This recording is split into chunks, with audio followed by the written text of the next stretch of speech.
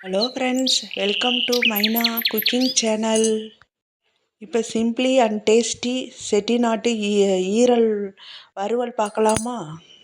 ஈரல் 150 கிராம், வெங்காயம் சின்ன வெங்காயம் 50 கிராம், தக்காளி 1, பச்சை மிளகாய் 1,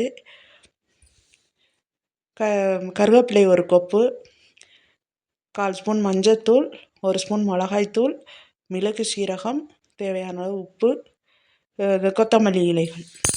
நெல்லி வைத்து 2 ஸ்பூன் ஆயில் ஊற்றி கறி மசாலா பட்டை போட்டு வதக்கினவுடன் பச்சை மிளகாய், கருவேப்பிலை போட்டு வதக்கினவுடன் வெங்காயம் வதங்கினவுடன் தக்காளி வதங்கினவுடன் ஈரலை கட் பண்ணி அலசி கழுவி வச்சுருக்க ஈரலை போட்டு வதக்கி 1/4 ஸ்பூன் மஞ்சத்தூள் போட்டு தேவையான அளவு உப்பு போட்டு 1 ஸ்பூன் மிளகாத்தூள் போட்டு 10 மினிட்ஸ் மூடி போட்டு நல்லா சிம்மில் வைத்து வேக விட்டு 10 மினிட்ஸ் கழித்து ஓப்பன் பண்ணி பார்த்தால் சுவையான செட்டிநாட்டு ஈரல் வறுவல் ரெடி.